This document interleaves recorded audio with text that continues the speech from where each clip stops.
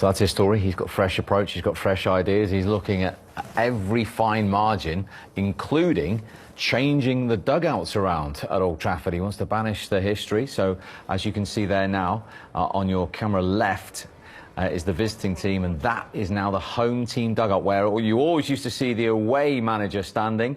That is what Erik ten Hag has decided to do. It's a minute change, but it's interesting to see in terms of banishing the past and looking to the future. Yeah, well, he's a bit of psychology there, I suppose. He's trying to get rid of previous demons, I suppose. And yeah, just from that piece there, I'm excited about him because he looks like he's a no-nonsense man. I think there's a little bit of pep in there as well. You've seen him work with Pep. It's either his way or the highway. He's not interested in people's thoughts, what they're thinking about the game. If someone's not doing their job, off you go. So I'm interested to see it. Like I say, it's exactly what this club, this group of players needed. And let's hope it works. Sir Alex Ferguson's there today as well. He'll be interested to see it. You and I spent a bit of time with him recently. He wants him to succeed as well. And since he retired, Michael, Erik ten Hag is the 8th man to lead a Manchester United team today in those 9 years. They are crying out for some sort of consistency here. Some consistency, some stability, Steve. There's been some great managers that have followed in the great man's footsteps. But I think it's not just Manchester United, and we've seen it in lots of places. Arsene Wenger for a long, long time at Arsenal, loads of success, and then trying to follow these great managers is unbelievably difficult. But I still look at it now and think, if there's any job to take at the moment, it has to be the Manchester United job. I mean, try following Guardiola or Klopp or someone like that soon.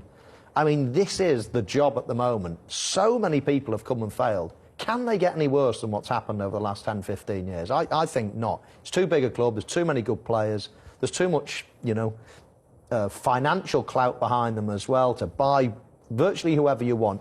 I just think that it's a great time to be a Manchester United manager now. There's lots of people that have come and gone before him.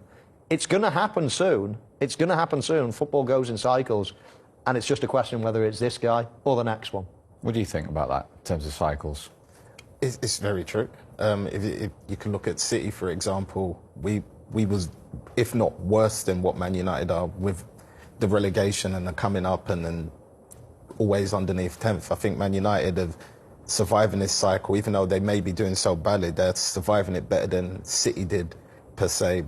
That at least they're in the top half and still fighting for European places, whereas City never happened. So I think if he does what he believes he can do, I think he's caught him at the perfect time, because the gap's far between, I would say, Man City and Liverpool, but not from the rest. So once he gets going, I think it's an easier gap to close. In terms of the team today, obviously Martial's missing. Cristiano Ronaldo, as I mentioned, has only had 45 minutes of pre-season. He's on the bench. But like you rightly say, he's always a story.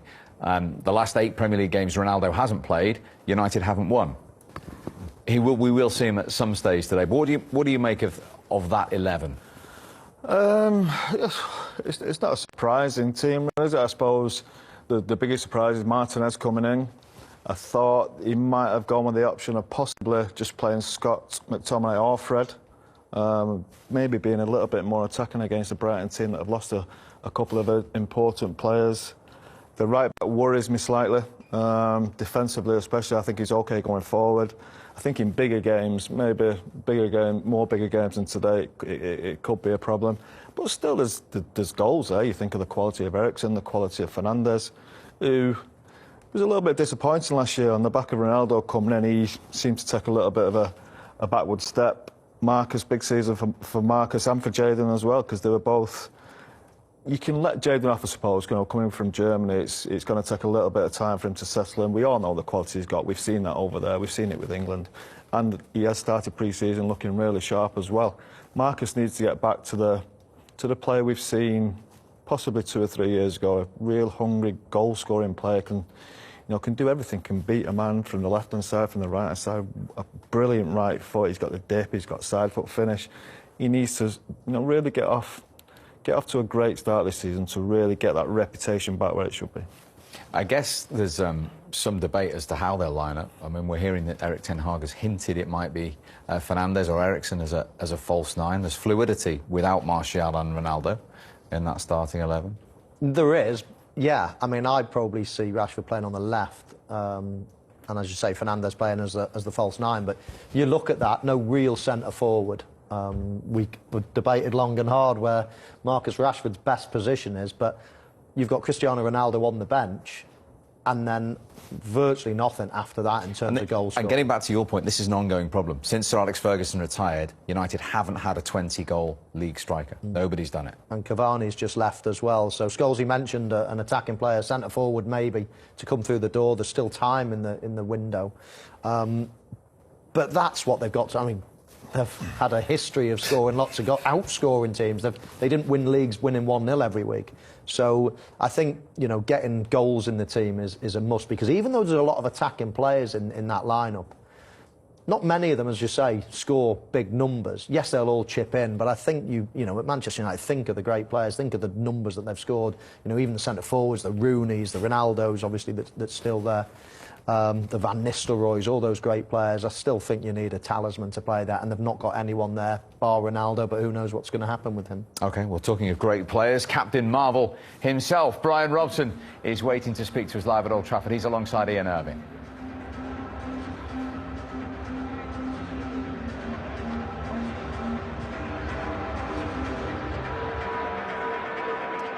OK, we technical problems at Old Trafford.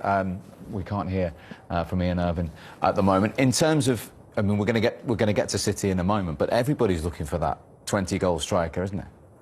Yeah, especially the top two, because majority of the time, especially last year, they played with a kind of false nine, especially City more so than I would say Liverpool. But I think even then it's still hard, because some teams are used to playing such a certain way. To have that number 9 in, at some point you either have to change a bit of the way you play, or that so-called number 9 has to change the way he would play, per se. And I think it's still going to be a long time for that change to happen. It's not something, for me, that will happen overnight. I think if anyone will get that right first, it would be Liverpool.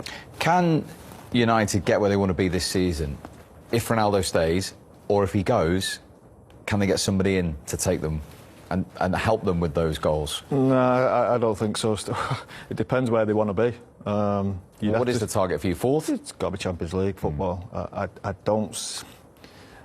like to think they're capable of it, but I just don't see it. I just think other clubs are in better positions with better squads. At least 4 of them. Chelsea, Tottenham, obviously the Liverpool and Man City. I just think they're better. I think Arsenal are a better place as well than United. I think out of the 6 clubs vying for them top 4, I think United are probably looking at 6. And it's not just a goal scorer. There's plenty of players in that team who are capable of scoring goals, but they do need a centre. If Cristiano decides to go, they need a centre forward. But where's the centre forward in Europe now? You think of Haaland's gone, Nunez has gone to Liverpool. United just don't seem to be in that window, in that shop for the top class strikers. And Michael's going back. This club is all about entertainment, scoring goals. We used to have 4 centre forwards who could score 20, 25 goals a season. Now you're looking at the squad now. You think Cristiano possibly, which is a debate because he's probably not going to be here, could get to 20 goals. The rest of them, are they capable of that? They haven't proven that. And they haven't proven that this squad, a lot of this squad, haven't proven that they can go on and win stuff. They haven't proven that they can go and win trophies. They've been okay. They've been around for 5 or 6 years. Your Rashfords, your McTominays, but they haven't really won anything. You think they bring Varane into it, you bring Ronaldo into it, not involved there. They're the only real winners in this squad. Maguire, not won anything. Darlow, I'm not sure. The left back, Luke Shaw, don't think he's won anything. This is for 5 or 6 years. So these players that he's going with have to prove they can win something. And so I think this squad looks behind 4 or 5 of the team. And I think it's going to take this manager, I think he's the right manager, but it's going to take a long time for him to get a squad where he thinks he can compete with that top 4 and to win trophies. Yeah, and just to reinforce Paul's point, the last Manchester United striker to get 20 Premier League goals 9 years ago, Robin van Persie. So the red half may need a striker. The blue half of Manchester, of course, have got one of the most sought after. He's the man that Pep Guardiola wanted. He's in the dressing room, he's ready to go, and we will hear from him next.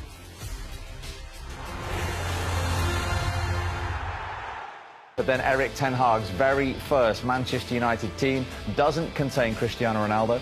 He's amongst the substitutes. Remember, Anthony Martial is injured.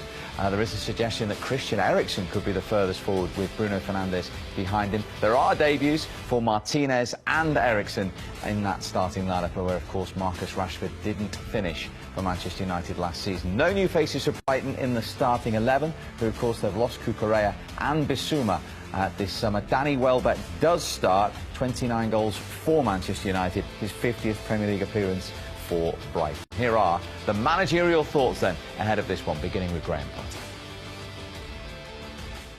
How pleased are you, though, with the way things have come together with the remaining team you have ahead of this season coming here today?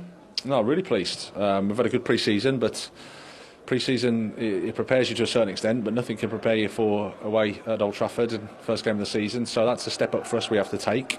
But we're a young group, some ambition there as well. So it's an exciting group to work with. But yeah, the competition is going to start now. We're looking forward to it.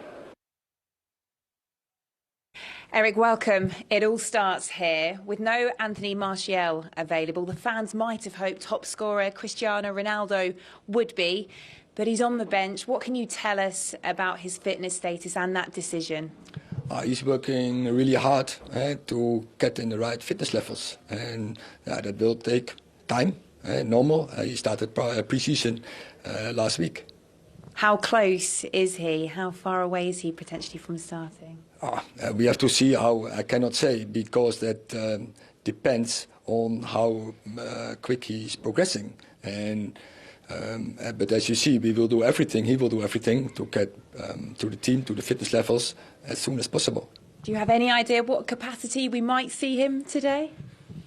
No, I cannot tell. I have to see the game.